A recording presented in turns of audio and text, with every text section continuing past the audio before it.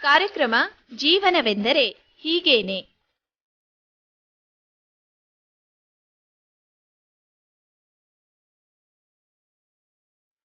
ಡಿವಿಜಿಯವರ ಮಂಕುತಿಮ್ಮನ ಕಗ್ಗದಿಂದ ಆಯ್ದ ಪದ್ಯಗಳ ವಾಚನ ಹಾಗೂ ವ್ಯಾಖ್ಯಾನ ಆಧರಿಸಿದ ಸರಣಿ ಕಾರ್ಯಕ್ರಮ.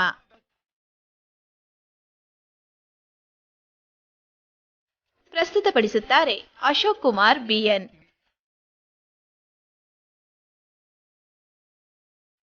ಕೇಳಿ ಕಾರ್ಯಕ್ರಮ ಜೀವನವೆಂದರೆ ಹೀಗೇನೆ.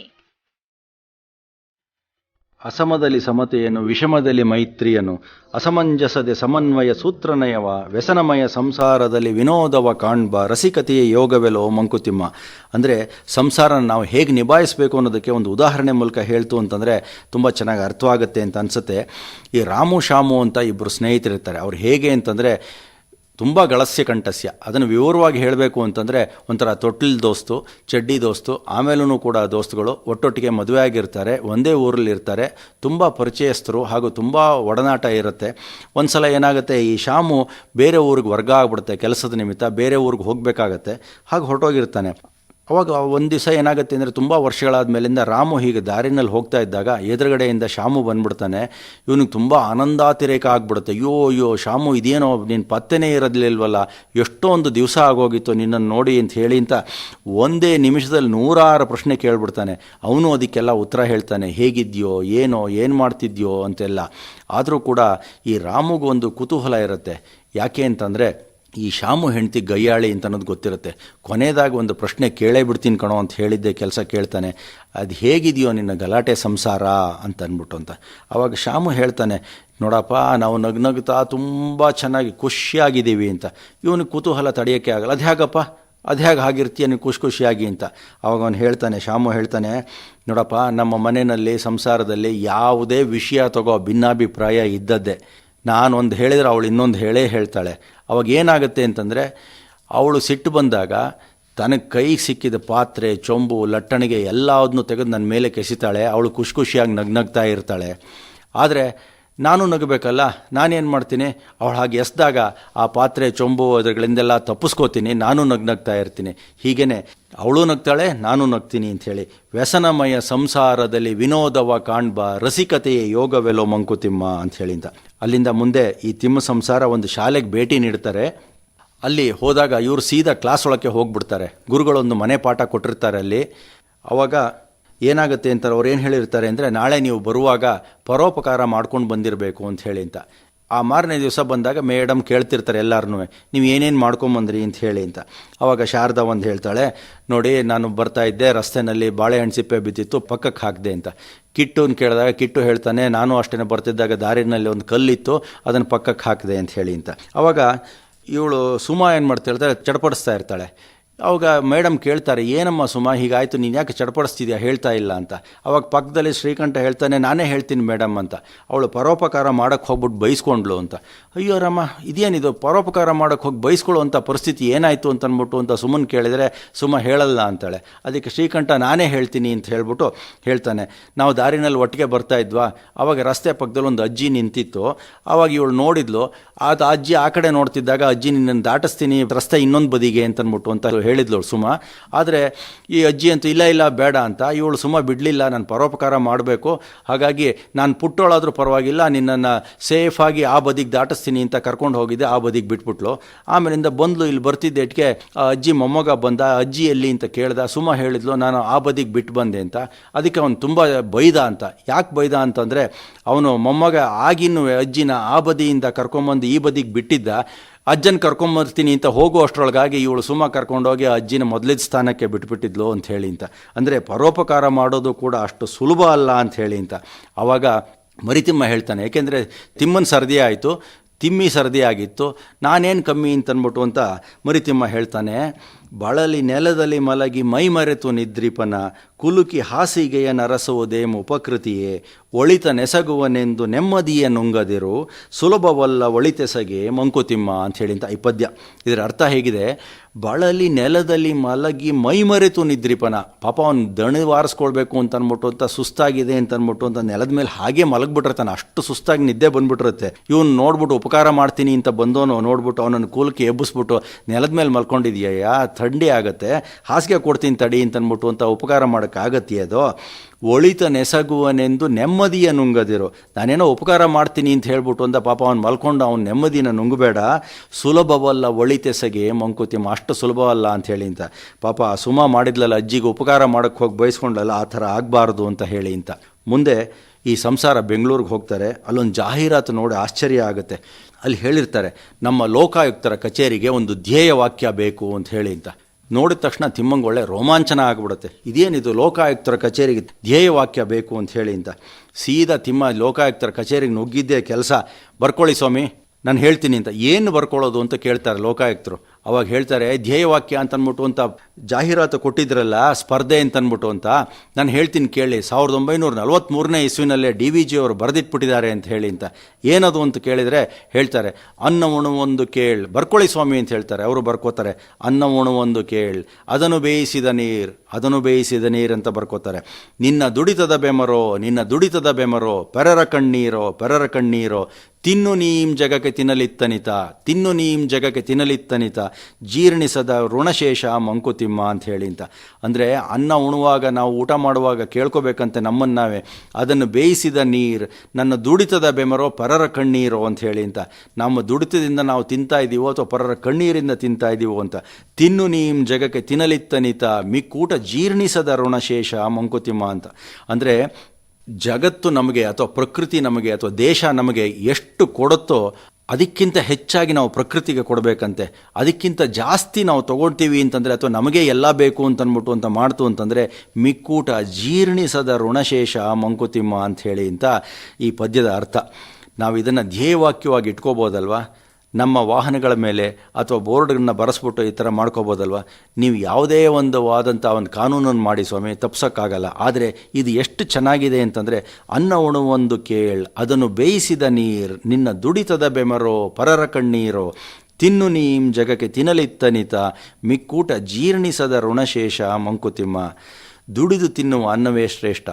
ಇದಕ್ಕೆ ಉದಾಹರಣೆಯಾಗಿ ಹೇಳಬೇಕು ಅಂತಂದರೆ, ಮೈಸೂರಿನ ಹತ್ತಿರದ ಬಿಳಿಗಿರಿ ರಂಗನ ಬೆಟ್ಟದಲ್ಲಿ ಈಗಲೂ ಸೋಲಿಗರು ಅನ್ನೋ ಒಂದು ಜನಾಂಗ ಇದೆ. ಅವರು ಕಾಡಿನ ಉತ್ಪನ್ನಗಳ ಮೇಲೇ ತಮ್ಮ ಜೀವನವನ್ನು ನಡೆಸ್ತಾ ಇದ್ದಾರೆ. ಆದರೆ ಅವರು ಒಂದು ತತ್ವವನ್ನು ವ್ರತವನ್ನಾಗಿ ಮಾಡಿಕೊಂಡು ತಮ್ಮ ಜೀವನದಲ್ಲಿ ಅಳವಡಿಸ್ಕೊಂಡಿದ್ದಾರೆ. ಅದೇನು ಅಂತಂದರೆ, ತಮ್ಮ ಉಪಯೋಗಕ್ಕಾಗಿ ಒಂದು ಮರ ಕಡಿಬೇಕಾಗಿ ಬಂದಾಗ ಆ ಮರಕ್ಕೆ ಪೂಜೆ ಸಲ್ಲಿಸಿ ಅದರ ಹತ್ತಿರ 2 ಸಸಿ ನೆಟ್ಟು ಅದನ್ನು ಪೋಷಿಸಿ ಮುಂದಿನ ಜನಾಂಗಕ್ಕೆ ಪ್ರಕೃತಿ ಮಾತೆಯನ್ನು ಸಂರಕ್ಷಿಸ್ತಾರೆ.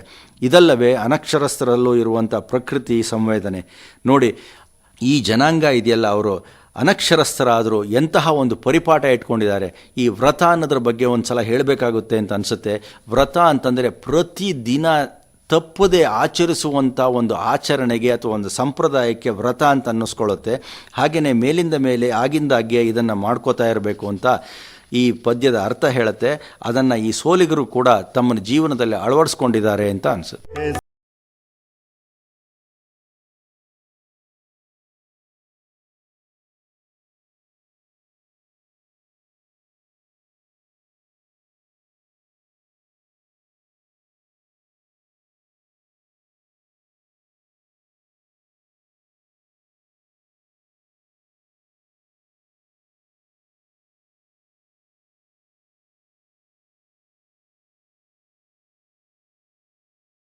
ಈ ತಿಮ್ಮ ಸಂಸಾರ ಒಂದು ಮಹಿಳಾ ಸಮಾಜದ ಸಮಾರಂಭಕ್ಕೆ ಹೋಗಿರ್ತಾರೆ. ಆಗ ಅಲ್ಲಿಯ ಭಾಷಣಗಳನ್ನು ಕೇಳಿಸ್ಕೊಂಡ ತಿಮ್ಮಿ, ನಾನು ಒಂದೆರಡು ಮಾತು ಹೇಳ್ತೀನಿ ಅಂತ ಹೇಳಿ ಅಂತ ಕಾಲಾವಕಾಶ ಕೋರ್ಬಿಟ್ಟು ಮಾತಾಡೋದಕ್ಕೆ ಶುರು ಮಾಡ್ತಾರೆ. ಯಾವ ಥರ ಶುರು ಮಾಡ್ತಾರೆ ಅಂದರೆ, ಅಲ್ಲಿ ಹೆಂಗಸರೇ ಇರೋದರಿಂದ ತಾಯಂದಿರ ಬಗ್ಗೆ ಅವ್ರಿಗೆ ಅರಿವಿಲ್ಲದ ನಿತ್ಯ ಮಾಡುತ್ತಿರುವ ಒಂದು ವ್ರತದ ಬಗ್ಗೆ ಮಾತಾಡ್ತೀನಿ ಅಂತ ಹೇಳ್ತಾಳೆ.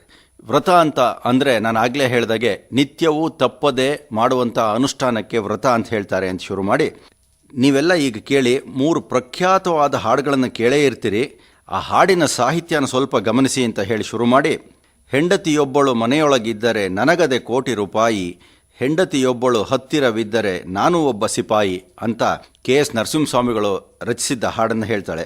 ಅಂದರೆ ಮೊದಲನೇ ಸಲಕ್ಕೆ ಪಲ್ಲವಿ ತಗೊಳ್ಳಿ, 3 ಹಾಡಿನ ಪಲ್ಲವಿ ತಗೋತೀನಿ ನಾನು, ಅದನ್ನು ಒಂದೊಂದು ಸ್ವಲ್ಪ ಪರಾಮರ್ಶಿಸಿ ಅಂತ ಹೇಳಿಬಿಟ್ಟು ಮುಂದಿನ ಹಾಡು ಏನು ಅಂತಂದರೆ, ಹೆಂಡತಿ ಎಂದರೆ ಖಂಡಿತ ಅಲ್ಲ ದಿನವೂ ಕೊರೆಯುವ ಭೈರಿಗೆ, ಭಂಡರು ಯಾರೋ ಆಡುವ ಮಾತಿದು ಬೈದವರುಂಟೆ ದೇವಿಗೆ. ಇದರ ರಚನೆ NS ಲಕ್ಷ್ಮೀನಾರಾಯಣ ಭಟ್ರದ್ದು. ಇನ್ನೊಂದ್ಸಲ ಹೇಳ್ತೀನಿ, ಹೆಂಡತಿ ಎಂದರೆ ಖಂಡಿತ ಅಲ್ಲ ದಿನವೂ ಕೊರೆಯುವ ಬೈರಿಗೆ, ಭಂಡರು ಯಾರೋ ಆಡುವ ಮಾತಿದು ಬೈದವರುಂಟೆ ದೇವಿಗೆ ಅಂತ ಹೇಳಿ ಅಂತ. 3ನೇ ಹಾಡಿನ ಪಲ್ಲವಿ, ಆಕಾಶದ ನೀಲಿಯಲ್ಲಿ ಚಂದ್ರತಾರೆ ತೊಟ್ಟಿಲಲ್ಲಿ ಬೆಳಕನಿಟ್ಟು ತೂಗಿದಾಕೆ ನಿನಗೆ ಬೇರೆ ಹೆಸರು ಬೇಕೆ, ಸ್ತ್ರೀ ಎಂದರೆ ಅಷ್ಟೇ ಸಾಕೆ ಅಂತ ನಮ್ಮ ರಾಷ್ಟ್ರಕವಿ GS ಶಿವರುದ್ರಪ್ಪ ಅವರ ಹಾಡು. ಆಕಾಶದ ನೀಲಿಯಲ್ಲಿ ಚಂದ್ರತಾರೆ ತೊಟ್ಟಿಲಲ್ಲಿ ಬೆಳಕನಿಟ್ಟು ತೂಗಿದಾಕೆ ನಿನಗೆ ಬೇರೆ ಹೆಸರು ಬೇಕೆ, ಸ್ತ್ರೀ ಎಂದರೆ ಅಷ್ಟೇ ಸಾಕೆ ಅಂತ. ಈ ಹಾಡುಗಳ ಪಲ್ಲವಿಯಲ್ಲಿ ಮೇಲ್ನೋಟಕ್ಕೆ ಹೆಂಡತಿಯನ್ನು ಒಂಥರ ಛೇಡಿಸ್ದಾಗಿದೆ, ಆದರೆ ಒಳಗಡೆ ಅಂದರೆ ಚರಣಗಳಲ್ಲಿ ಒಳ್ಳೆಯ ಸರ್ಟಿಫಿಕೇಟ್ ಕೊಟ್ಟಂತಿದೆ. ಅದನ್ನು ಸ್ವಲ್ಪ ಗಮನಿಸಿ.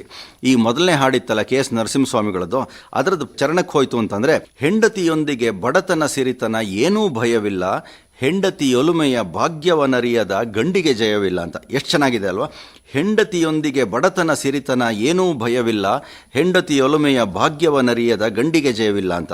ಈಗ ಲಕ್ಷ್ಮೀನಾರಾಯಣ ಭಟ್ರದ ಹಾಡಿತ್ತಲ್ಲ, ಅದರದ್ದು ಚರಣಕ್ಕೆ ಹೋದರೆ ಏನು ಹೇಳಿದ್ದಾರೆ ಅಂದರೆ, ಹೆಂಡತಿ ಎಂದರೆ ಒಳಗಿನ ಹರಕನು ಮರೆಸುವ ಬಣ್ಣದ ಶಾಲು, ಮೆಟ್ಟು ಆಗಿ ಜುಟ್ಟು ಆಗಿ ಕಾಯುವಂಥ ಕರುಣಾಳು. ಹೆಂಡತಿ ಎಂದರೆ ಒಳಗಿನ ಹರಕನು ಮರೆಸುವ ಬಣ್ಣದ ಶಾಲು, ಮೆಟ್ಟು ಆಗಿ ಜುಟ್ಟು ಆಗಿ ಕಾಯುವಂಥ ಕರುಣಾಳು. ನಮ್ಮ ಶಿವರುದ್ರಪ್ಪನವ್ರು ಏನು ಹೇಳ್ತಾರೆ ಅಂದರೆ, ಮನೆ ಮನೆಯಲ್ಲಿ ದೀಪ ಉರಿಸಿ ಹೊತ್ತು ಹೊತ್ತಿಗೆ ಅನ್ನ ಉಣಿಸಿ ತಂದೆ ಮಗುವ ತಬ್ಬಿದಾಕೆ ನಿನಗೆ ಬೇರೆ ಹೆಸರು ಬೇಕೆ, ಸ್ತ್ರೀ ಎಂದರೆ ಅಷ್ಟೇ ಸಾಕೆ ಅಂತ. ಇಲ್ಲಿ ಎಷ್ಟು ಚೆನ್ನಾಗಿದೆ ಪದಗಳು ಅಂತಂದರೆ, ಮನೆ ಮನೆಯಲ್ಲಿ ದೀಪ ಉರಿಸಿ ಹೊತ್ತು ಹೊತ್ತಿಗೆ ಅನ್ನ ಉಣಿಸಿ ತಂದೆ ಮಗುವ ತಬ್ಬಿದಾಕೆ ನಿನಗೆ ಬೇರೆ ಹೆಸರು ಬೇಕೆ, ಸ್ತ್ರೀ ಎಂದರೆ ಅಷ್ಟೇ ಸಾಕೆ ಅಂತ. ಈ ಪತ್ನಿ ಅನ್ನೋದಕ್ಕೆ ವಿವರಣೆ ಹೇಗಿದೆ ಅಂತಂದರೆ, ಪತನಾತ್ ತ್ರಾಯತೆ ಇತಿ ಪತ್ನಿ, ಅಂದರೆ ಬೀಳುವುದರಿಂದ ತಪ್ಪಿಸುವವಳೆ ಪತ್ನಿ ಅನ್ನಿಸ್ಕೊಳ್ತಾಳೆ ಅಂತ. ಇದನ್ನು ಹೇಳಿದ್ನಲ್ಲ, ಇದರಿಂದ ಏನು ಗೊತ್ತಾಗುತ್ತೆ ಅಂತಂದರೆ, ಇವರಷ್ಟರೂ ಕೂಡ ಸ್ತ್ರೀನ ಅಂದರೆ ಹೆಣ್ಣನ್ನು ಅಥವಾ ಪತ್ನಿಯನ್ನು ಯಾವ ಮಟ್ಟದಲ್ಲಿ ಇಟ್ಟಿದ್ದಾರೆ, ಎಂಥ ಉನ್ನತವಾದಂಥ ಸ್ಥಾನದಲ್ಲಿ ಇಟ್ಟಿದ್ದಾರೆ ಅಂತ ಅಂದ್ಬಿಟ್ಟು ಅಂತ ವಿಷಯ ಇಷ್ಟೇ. ಅದಕ್ಕೆ ಪೂರಕವಾಗಿ ಇದನ್ನು ಹೇಳಿದೆ, ಮುಂದೆ ಹೇಳೋದ್ರಿಂದ ಪೂರ್ತಿ ಅರ್ಥ ಆಗುತ್ತೆ ಅಂತ ಹೇಳಿ ಅಂತ.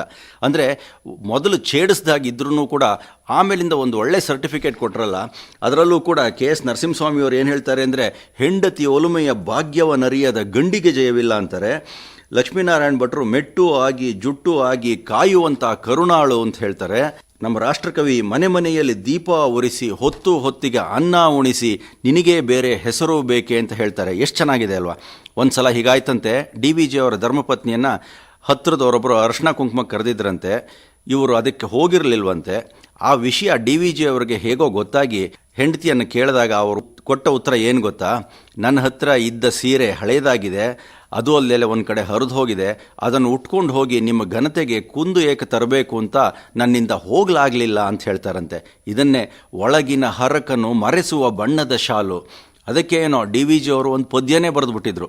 ಏನು ಹೇಳುತ್ತೆ ಅಂತಂದರೆ, ಅದು ಕಗ್ಗದ ಪದ್ಯ, ತಲೆಪಾಗಿ ನೊಳಕೊಳಕ ಪಂಚ ನಿರಿಯೋಳು ಹರಕ, ತಿಳಿಸುವೆಯ ರಜಕಗಲ್ಲದೆ ಲೋಗರಿಂಗೆ, ಅಳಲು ದುಗುಡಗಳ ನಿನ್ನೊಳಗೆ ಬೈತಿಡದೆ ನೀನ್ ಇಳೆಗೆ ಹರಡುವುದೇಕೋ ಮಂಕುತಿಮ್ಮ ಅಂತ ಹೇಳಿಂತ.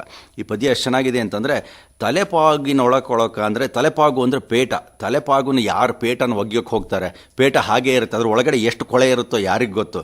ತಲೆಪಾಗಿನೊಳಕೊಳಕ ಪಂಚ ನೀರಿಯೋಳು ಹರಕ ಅಂದರೆ ಪಂಚ ಏನಾದರೂ ಹರಿದೋಗ್ಬಿಟ್ಟಿತ್ತು ಅಂತಂದರೆ ನೆರಿಗೆ ಒಳಗೆ ಸೇರಿಸ್ಕೊಂಡ್ಬಿಡ್ತಾರಂತ, ಅದನ್ನು ಗೊತ್ತಾಗಬಾರ್ದು ಅಂತ. ಇಲ್ಲೂ ಹಾಗೇನೆ, ಅಂದರೆ ಮುಚ್ಚಿಟ್ಕೊಳ್ಳೋದು ಅಂತ ಹೇಳಿ ಅಂತ. ತಿಳಿಸುವೆಯ ರಜಕಗಲ್ಲದೆ ಲೋಗರಿಂಗೆ, ರಜಕ ಅಂತಂದರೆ ಮಡಿವಾಳ ಅಥವಾ ದೋಬಿ ಅಂತ ಅನ್ಕೋಬೋದು. ತಿಳಿಸುವೆಯ ರಜಕಗಲ್ಲದೆ, ಅವನಿಗಾದ್ರೆ ಗೊತ್ತೇ ಆಗೋಗ್ಬಿಡುತ್ತೆ ಪಂಚೆ ಹರಿದೋಗಿದೆ ಅಂತ. ಅದೇ ಥರ ನಾವು ಉಪಮೆ ಕೊಟ್ಬಿಟ್ಟು ಹೇಳ್ತಾರೆ, ಅಳಲು ದುಗುಡಗಳ ನಿನ್ನೊಳಗೆ ಬೈತಿಡದೆ, ಅಂದರೆ ಏನು ಅಳಲು ದುಗುಡ ಏನಿತ್ತು ಅಥವಾ ನಿನ್ನೊಳಗೆ ಇಟ್ಕೋಬೇಕು, ಅದು ಬಿಟ್ಬಿಟ್ಟು ಊರಿಗೆಲ್ಲ ಯಾಕೆ ಹರಡೋಕ್ಕೆ ಹೋಗ್ತೀಯಾ ಅಂತ ಹೇಳಿ ಅಂತ ಈ ಪದ್ಯದ ಅರ್ಥ. ಹೀಗೆ ಹೆಂಡತಿಯನ್ನು ಎಷ್ಟು ಗುಣಗಾನ ಮಾಡಿದರೂ ಸಾಲದಂತೆ ಒಂದು ನೀತಿ ಇದೆ, ಎಲ್ಲೋ ಓದಿದ ಜ್ಞಾಪಕ, ಅದನ್ನೂ ಹೇಳ್ಬಿಡ್ತೀನಿ. ಹೆಂಡತಿನ ಹೆಚ್ಚು ಹೆಚ್ಚು ಪ್ರೀತಿಸಬೇಕಂತೆ, ಆದರೆ ಅವಳನ್ನು ಅರ್ಥ ಮಾಡ್ಕೊಳ್ಳೋಕೆ ಹೋಗಬಾರ್ದಂತೆ. ಮನೆ ವಿಷಯಗಳಲ್ಲಿ ಇನ್ನೊಂದು ವಿಷಯ, ಮನೆ ವಿಷಯಗಳಲ್ಲಿ ತನ್ನದು ತಪ್ಪಾಗಿದ್ದರೆ ಗಂಡ ತಪ್ಪನ್ನು ಒಪ್ಕೊಳ್ಬೇಕಂತೆ, ತಪ್ಪು ತನ್ನದಲ್ಲದಿದ್ದರೆ ಸುಮ್ಮನಿರಬೇಕಂತೆ. ಸುಖ ಸಂಸಾರಕ್ಕೆ ಇದೊಂದು ಸೂತ್ರ. ನಮ್ಮ ಭಾರತೀಯ ಹೆಣ್ಣು ಮಕ್ಕಳಲ್ಲಿ ಅವರನ್ನ ಯಾವ ಥರ ಎತ್ತರದಲ್ಲಿ ಕೂರಿಸಿದ್ದಾರೆ DVG ಅಂತಂದರೆ, ತ್ಯಜಿಸಿ ಭುಜಿಸಲ್ ಕಲಿತವನೇ ಜಗಕ್ಕೆ ಯಜಮಾನ, ನಿಜ ಕುಕ್ಷಿ ಚಿಂತೆಯೇ ಮೊದಲು ಮನೆ ತಾಯಿಗೆ, ಭುಜಿಪ ಪತಿ ಸುತರೊಪ್ಪು ತುಪ್ಪವಳ ಊಟಕ್ಕೆ, ಭಜಿಸು ನೀನಾವೃತವ ಮಂಕುತಿಮ್ಮ. ಮೊದಲನೇದಾಗಿ ನಾನು ಶುರು ಮಾಡಿದಾಗ ಹೇಳಿದೆ 3 ಜನ ಕವಿಗಳು ಯಾವ ಥರದಲ್ಲಿ ಎತ್ತರದಲ್ಲಿ ಕೂರಿಸಿದ್ದಾರೆ ಅಂತ. ಈಗ DVG ಅವರು ಏನು ಹೇಳ್ತಾರೆ ಅಂತಂದರೆ, ತ್ಯಜಿಸಿ ಭುಜಿಸಲ್ ಕಲಿತವನೇ ಜಗಕ್ಕೆ ಯಜಮಾನ. ಅಂದರೆ ತನ್ನ ತ್ಯಾಗ ಮಾಡಿಬಿಟ್ಟು ಆಮೇಲೆ ಊಟ ಮಾಡ್ತಾನಲ್ಲ ಆ ಥರ, ಅಂದರೆ ಮೊದಲು ಬೇರೆಯವ್ರಿಗಿರಲಿ ಅಂತ ಅಂದ್ಬಿಟ್ಟು ಅಂತ ಹೇಳ್ತಾರಲ್ಲ, ಆ ಥರ ನೀತಿ ಇಟ್ಕೊಂಡವರೇ ಜಗಕ್ಕೆ ಯಜಮಾನ ಅಂತ ಅನ್ನಿಸ್ಕೋತಾರಂತೆ. ನಿಜ ಕುಕ್ಷಿ ಚಿಂತೆಯೇ ಮೊದಲು ಮನೆ ತಾಯಿಗೆ. ತಾಯಿ ಅಂತ ಅನ್ನಿಸ್ಕೊಂಡೊಳಗೆ ಪ್ರತಿದಿನ ನಮ್ಮ ಭಾರತೀಯ ಸಂಸ್ಕೃತಿನಲ್ಲಿ ನಾವು ನೋಡ್ತಾ ಇರ್ತೀವಿ, ಎಲ್ಲರೂ ಅಡುಗೆ ಮಾಡ್ತಾರೆ, ಎಲ್ಲ ತಾಯಂದರು ಮೊದಲು ತಾನು ತಿನ್ನಬೇಕು ಅಂತ ಖಂಡಿತ ಅನ್ಕೊಳ್ಳೋದಿಲ್ಲ. ಮಕ್ಕಳಿಗೆ ಗಂಡಂಗೆ ಹಾಕ್ಬಿಟ್ಟು ಆಮೇಲೆ ಕೊನೆಗೆ ತಾಯಿ ಊಟ ಮಾಡ್ತಾರೆ. ಅದನ್ನು ಯಾರು ಹೇಳ್ಕೊಟ್ಟಿಲ್ಲ ರೀ.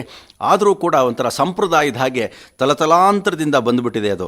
ಮುಂದಿನ ಸಾಲು ಎಷ್ಟು ಚೆನ್ನಾಗಿದೆ ಅಂದರೆ, ಭುಜಿಪ ಪತಿ ಸುತರೊಪ್ಪು ತುಪ್ಪವಳು ಊಟಕ್ಕೆ ಅಂತ. ಅಂದರೆ ಮಕ್ಕಳಿಗೆ ಗಂಡಂಗೆ ಊಟ ಹಾಕ್ಬಿಡ್ತು ಅಂದರೆ ತಾನು ತುಪ್ಪ ಹಾಕ್ಕೊಂಡು ತಿಂದಷ್ಟು ಸಂತೋಷ ಅವಳಿಗಾಗುತ್ತಂತೆ.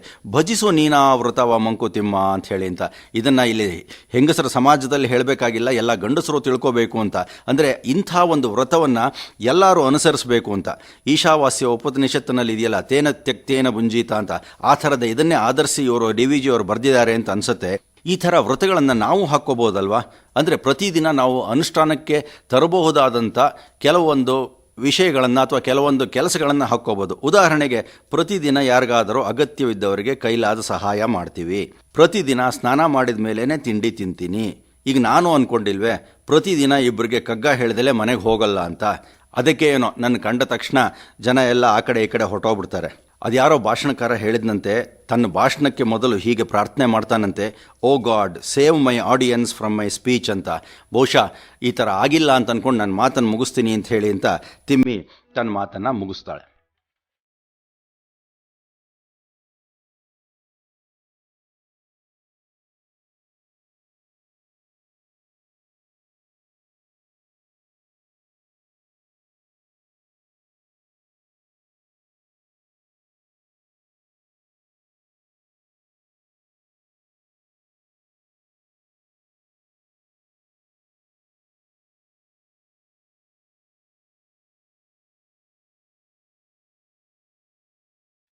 ತಿಮ್ಮ ಸಂಸಾರದ ಪ್ರವಾಸದ ನಂತರ ತಿಮ್ಮನ್ನ ಒಂದು ವಾರದ ವರ್ಕ್ಶಾಪ್ ನಡೆಸ್ಕೊಡಲು ಆಹ್ವಾನಿಸಿರ್ತಾರೆ. ಒಂಥರ ವಿಸಿಟಿಂಗ್ ಪ್ರೊಫೆಸರ್ ಥರ, ಅಂದರೆ ಅತಿಥಿ ಉಪನ್ಯಾಸಕ ಅಂತ. ತಿಮ್ಮ ಅಷ್ಟು ಫೇಮಸ್ ಆಗಿಬಿಟ್ಟಿರ್ತಾರೆ. ಯಾಕೆ ಅಂತಂದರೆ ಎಲ್ಲ ಕಡೆನೂ ಅಷ್ಟೇ ನಿರ್ಭೀತಿಯಿಂದ ನಿರ್ಭಿಡೆಯಿಂದ ಯಾವ ವಿಷಯನಾಗಲಿ ಅದರ ಬಗ್ಗೆ ಮಾತಾಡುವಂಥ ಛಾತಿ ಹೊಂದಿರೋದ್ರಿಂದ ಆ ಮಾತುಗಳು ಕೇಳಕ್ಕೆ ಚೆನ್ನಾಗಿರುತ್ತೆ ಅಂತ ಹೇಳಿ ಅಂತ ತಿಮ್ಮನ್ನು ಕರೆದಿರ್ತಾರೆ. ಆಗ ತಿಮ್ಮ ಒಪ್ಕೊಂಡು ಒಂದು ವಾರ ಏನು ಒಂದು ತಿಂಗಳು ಬೇಕಾದರೂ ಪಾಠ ಮಾಡ್ತೀನಿ ಅಂತ ಹೇಳಿಬಿಟ್ಟೇನೆ ಶುರು ಮಾಡ್ತಾರೆ. ಅಂದರೆ ಕೆಲವೊಂದು ವಿಷಯಗಳನ್ನು ಆರಿಸ್ಕೊಂಡ್ಬಿಟ್ಟು ಅಂಥ ವಿಷಯಗಳ ಬಗ್ಗೆ ಮಾತಾಡ್ತೀನಿ ಅಂತ ಹೇಳ್ಬಿಟ್ಟು ಜೀವನ ಅಂತಂದ್ಬಿಟ್ಟು ಅಂತ ಒಂದು ವಿಷಯ ತಗೋತಾರೆ. ಜೀವನ ಅಂತಂದರೆ ಏನು, ಅದನ್ನು ಹೇಗೆ ಬಾಳೋದು ಅಂತ ಹೇಳಿ ಅಂತ ಶುರು ಮಾಡಿದಾಗ ಯಾವ ಥರ ಶುರು ಮಾಡ್ತಾನೆ ಅಂತಂದರೆ, ಒಂದು ಈ ಜೀವನ ಅಂದರೆ ಅದಕ್ಕೆ ಡೆಫಿನೇಷನ್ ಕೊಡಬೇಕಲ್ವಾ. ಈ ಡೆಫಿನೇಷನ್ ಹೇಗಿರುತ್ತೆ, ಒಂದು 4-6 ಜನ ಹೇಳಿರುವಂಥ ಡೆಫಿನೇಷನ್ಗಳನ್ನ ತೊಗೊಂಬಿಟ್ಟು ಇದನ್ನು ಮಂಡಿಸಿದರೆ ಚೆನ್ನಾಗಿರುತ್ತೆ ಅಂತ ಅಂದ್ಕೊಂಬಿಟ್ಟು ಅವರು ಉದಾಹರಣೆಯಾಗಿ ಮೊದಲನೇದಾಗಿ ಕುವೆಂಪು ಜೀವನದ ಬಗ್ಗೆ ಏನು ಹೇಳಿದ್ದಾರೆ ಅಂತ ಹೇಳಿ ಅಂತ ಶುರು ಮಾಡ್ತಾನೆ. ಜೀವನ ಅಂತಂದರೆ 2 ಆಶ್ಚರ್ಯಕರ ಚಿಹ್ನೆಗಳ ನಡುವೆ ಒಂದು ಪ್ರಶ್ನಾರ್ಥಕ ಚಿಹ್ನೆ, ಅದನ್ನು ಸುತ್ತಿರುವುದೊಂದು 0, ಅದೊಂದು ಪರಿಭ್ರಮಣೆ. ಏನಪ್ಪ ಇದು ಅಂತ ಅನಿಸುತ್ತೆ. ಕುವೆಂಪು ಅವರು ನಿಜವಾಗ್ಲೂ ತುಂಬ ಚೆನ್ನಾಗಿ ಹೇಳಿದ್ದಾರೆ. ಸ್ವಲ್ಪ ಯೋಚನೆ ಮಾಡಬೇಕಷ್ಟೇ. 2 ಆಶ್ಚರ್ಯಕರ ಚಿಹ್ನೆಗಳ ನಡುವೆ ಒಂದು ಪ್ರಶ್ನಾರ್ಥಕ ಚಿಹ್ನೆ, ಅದನ್ನು ಸುತ್ತಿರುವುದೊಂದು 0, ಅದೊಂದು ಪರಿಭ್ರಮಣೆ ಅಂತ. ಇಷ್ಟೊತ್ತಿಗೆ ನಿಮ್ಗೆ ಅರ್ಥ ಆಗಿರಬೇಕು ಏನು ಅಂತ ಹೇಳಿ ಅಂತ. 2 ಆಶ್ಚರ್ಯಕರ ಚಿಹ್ನೆಗಳು ಯಾವುದಪ್ಪ? ಮೊದಲನೇದು ಒಂದು ಆಶ್ಚರ್ಯಕರ ಚಿಹ್ನೆ ಏನು ಅಂತಂದರೆ ಹುಟ್ಟು. ಎಲ್ಲಿ, ಯಾವಾಗ, ಯಾವ ಮನೆಯಲ್ಲಿ, ಯಾವ ಆಸ್ಪತ್ರೆಯಲ್ಲಿ ಯಾರಿಗೂ ಗೊತ್ತಾಗಲ್ಲ. 2ನೇ ಆಶ್ಚರ್ಯಕರ ಚಿಹ್ನೆ ಏನು ಅಂತಂದರೆ ಸಾವು, ಕೊನೆಯದು. ಎಲ್ಲಿ, ಯಾವಾಗ, ಯಾವ ರಸ್ತೆಯಲ್ಲಿ, ಯಾವ ವಾಹನದ ಅಡಿನಲ್ಲಿ ಅಥವಾ ಯಾವ ಆಸ್ಪತ್ರೆಯಲ್ಲಿ ಒಂದೂ ಗೊತ್ತಿರೋದಿಲ್ಲ. ಇವೆರಡರ ಮಧ್ಯೆ ಒಂದು ಪ್ರಶ್ನಾರ್ಥಕ ಚಿಹ್ನೆ ಅಂತನ್ಬಿಟ್ಟು ಅಂತ ಹೇಳ್ತಾ ಇದ್ದಾರೆ. ಏನಪ್ಪ ಅದು ಪ್ರಶ್ನಾರ್ಥಕ ಚಿಹ್ನೆ ಅಂದರೆ ಅದನ್ನೇ ಜೀವನ ಅಂತ. ಅದರ ಸುತ್ತಿರುವುದೊಂದು 0 ಅಂತ ಹೇಳ್ತಾರೆ. ಒಂಥರ ಚಿತ್ರದ ಮೂಲಕ ತುಂಬ ಚೆನ್ನಾಗಿ ಒಂಥರ ವಿವರಣೆ ಕೊಟ್ಬಿಟ್ಟಿದ್ದಾರೆ ಕುವೆಂಪು ಅವರು. ಅದನ್ನು ಸುತ್ತಿರುವುದೊಂದು 0 ಅಂತಂದರೆ ಜೀವನ ಒಂದು ಪರಿಭ್ರಮಣೆ. ನಾವು ಸುತ್ತುತ್ತಾನೇ ಇರ್ತೀವಿ, ಒಂದು ಕಡೆ ನಿಂತ್ಕೊಳ್ಳೋಕ್ಕಾಗಲ್ಲ. ಎಲ್ಲಾವುದು ಚೆನ್ನಾಗಿರುತ್ತೆ ಅಂತ ಅನಿಸುತ್ತೆ, ಈ ನೀತಿ ಚೆನ್ನಾಗಿದೆ ಅಥವಾ ಹಾಗೆ ಬಾಳಿದರೆ ಚೆನ್ನಾಗಿರುತ್ತೆ ಅಂತ. ಹೀಗಾಗಿ ಅನ್ವೇಷಣೆನೇ ಇದ್ದೇ ಇರುತ್ತೆ ಅಂತ ಹೇಳಿ ಅಂತ. ಅದಕ್ಕೋಸ್ಕರನೇ ಎಷ್ಟು ಚೆನ್ನಾಗಿದೆ ಅಂದರೆ, ಎರಡು ಆಶ್ಚರ್ಯಕರ ಚಿಹ್ನೆಗಳ ನಡುವೆ ಒಂದು ಪ್ರಶ್ನಾರ್ಥಕ ಚಿಹ್ನೆ, ಅದನ್ನು ಸುತ್ತಿರುವುದೊಂದು ಸೊನ್ನೆ ಅಂತ. ಮುಂದಕ್ಕೆ ದ ರಾ ಬೇಂದ್ರೆಯವರು ಏನು ಹೇಳ್ತಾರೆ ಜೀವನದ ಬಗ್ಗೆ? ಸರಸ ಜನನ ವಿರಸ ಮರಣ ಸಮರಸವೇ ಜೀವನ. ಸರಸ ಜನನ ವಿರಸ ಮರಣ ಸಮರಸವೇ ಜೀವನ. ಅಂದರೆ ಸಮರಸದಿಂದ ಜೀವನ ಅನುಭವಿಸಬೇಕು ಅಥವಾ ಬಾಳಬೇಕು ಅಂತ ಹೇಳಿ ಅಂತ. ಒಂದು ಉದಾಹರಣೆ ಕೊಡೋದಾಯಿತು ಅಂದರೆ, ಗಂಡ ಹೆಂಡತಿ ತರಕಾರಿ ತರಕ್ಕೆ ಅಂತ ಸಂತೆಗೆ ಹೋಗಿರ್ತಾರೆ. ತರಕಾರಿ ತೊಗೊಂಡ್ಬಿಡ್ತಾರೆ, ಒಂದು 15 kg ತರಕಾರಿ ವಾರಕ್ಕಾಗುವಷ್ಟು ಅಂತ ಹೇಳಿ ಅಂತ. ಹೊತ್ಕೊಂಬರೋದು ಹೇಗೆ? ಒಂದು ಚೀಲದಲ್ಲಿ ಹಾಕ್ಕೋತಾರೆ. ಅದಕ್ಕೋಸ್ಕರ ಒಬ್ಬ ಗಂಡ ತಾನು ಒಂದು ಹಿಡಿನ, ಹೆಂಡತಿ ಅನ್ನೋಳು ಇನ್ನೊಂದು ಹಿಡಿನ ಹಿಡ್ಕೊಂಬಂತು ಅಂತಂದರೆ ಭಾರ ಹಂಚ್ಕೊಂಡಂಗೆ ಒಂಥರ. ಅದಕ್ಕೆ ಒಂದು ಸಮಾನ ಭಾರಾಭಿರುಚಿ ಅಂತ ಕೂಡ ಹೇಳ್ಬೋದು.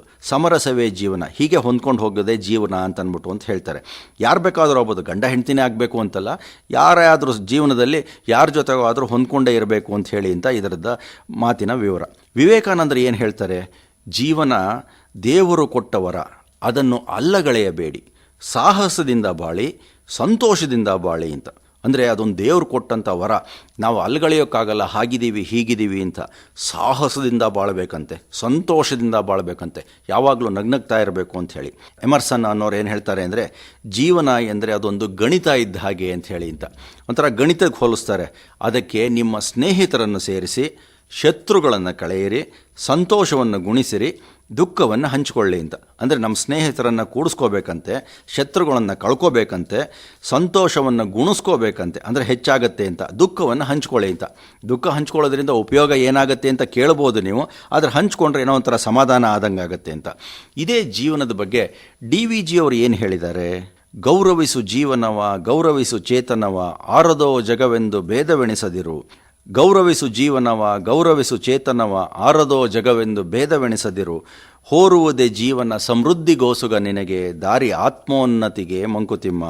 ಹೋರುವುದೇ ಜೀವನ ಸಮೃದ್ಧಿಗೋಸುಗ ನಿನಗೆ, ದಾರಿ ಆತ್ಮೋನ್ನತಿಗೆ ಮಂಕುತಿಮ್ಮ ಅಂತ.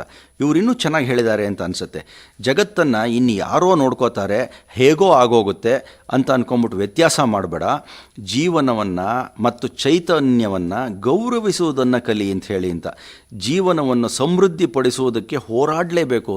ನಮ್ಮ ಜೀವನ ಅಂತಂದರೆ ಯಾವತ್ತೂ ಒಂದು ಹೋರಾಟನೇ, ಕೊನೆವರೆಗೂ ಕೂಡ ಹೋರಾಟನೇ ಇರುತ್ತೆ ಅಂತ ಹೇಳಿ ಅಂತ. ಏಕೆಂದರೆ ನಮ್ಮ ಬೇಡಿಕೆಗಳು ಜಾಸ್ತಿ ಆಗ್ತಾ ಇರೋದರಿಂದ ನಮ್ಮ ಹೋರಾಟ ನಾವು ಮಾಡಲೇಬೇಕಾಗತ್ತೆ. ಅಷ್ಟು ಸಲೀಸಾಗಿ ನಮಗೆ ಬೇಕಾಗಿದ್ದೆಲ್ಲ ಸಿಗೋದಿಲ್ಲ ಅಂತ ಹೇಳಿ ಅಂತ. ಅದಕ್ಕೆ ನಮ್ಮ ಪ್ರಯತ್ನ ಕೂಡ ಬೇಕಾಗಿರುತ್ತೆ ಅಂತ ಅಂದ್ಬಿಟ್ಟು ಅಂತ. ಆದರೆ ಯಾವ ಥರ ಕೊನೆಗೆ ಅಂತ್ಯ ಮಾಡ್ತಾರೆ ಅಂದರೆ, ದಾರಿ ಆತ್ಮೋನ್ನತಿಗೆ ಮಂಕುತಿಮ್ಮ ಅಂತ ಹೇಳ್ತಾರೆ. ಅಂದರೆ ಇದೊಂದೇ ದಾರಿ ನಮ್ಗೆ ಉಳಿದಿರೋದು ನಮ್ಮ ಆತ್ಮನ ಉನ್ನತಿಗೆ ಒಯ್ಯಬೇಕಾದರೆ ಅಂತ ಹೇಳಿ ಅಂತ. ದಾರಿ ಆತ್ಮೋನ್ನತಿಗೆ ಮಂಕುತಿಮ್ಮ ಅಂತ.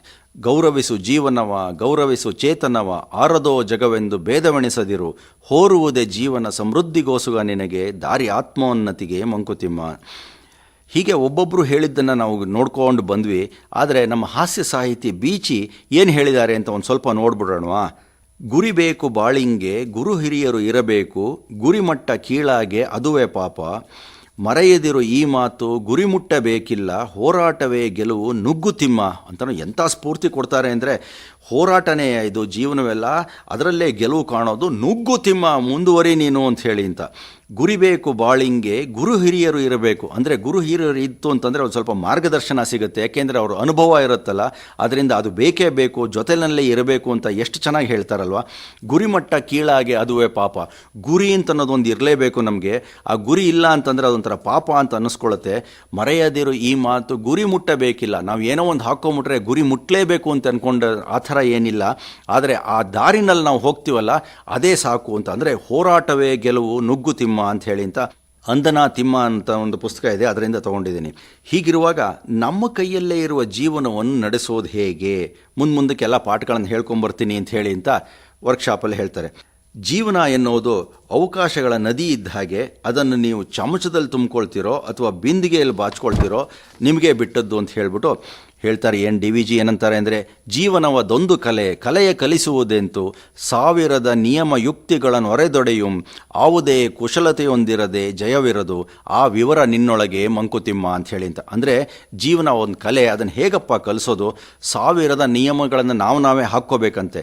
ಆದರೆ ನಮ್ಮಲ್ಲಿ ಯಾವ ಕುಶಲತೆ ಇದೆ ಅಂತಂದರೆ ಆ ಕುಶಲತೆನ ನಾವೇ ಕಂಡ್ಕೋಬೇಕು, ಅಥವಾ ಇನ್ಯಾರಾದರೂ ಮೇಷ್ಟ್ರು ಅಥವಾ ಹತ್ತಿರದವ್ರು ಯಾರಾದರೂ ಇದ್ದರೆ ಅವ್ರು ಗುರುತಿಸ್ತಾರೆ. ಇಲ್ಲದೇ ಇದ್ದರೆ ನಮಗೆ ಜೀವನದಲ್ಲಿ ಜಯ ಸಿಗೋಲ್ಲ ಅಂತ. ಅಂದರೆ ಆ ಕುಶಲತೆ ದೇವರು ನಮಗೆಲ್ಲರಿಗೂ ಕೊಟ್ಟೇ ಇರ್ತಾನೆ, ಒಂದಲ್ಲ ಒಂದು. ಅದನ್ನು ನಾವು ಗುರುತಿಸ್ಕೋಬೇಕು ನಮ್ಮ ಜೀವನದಲ್ಲಿ ಅಂತಂದ್ಬಿಟ್ಟು ಅಂತ ತುಂಬ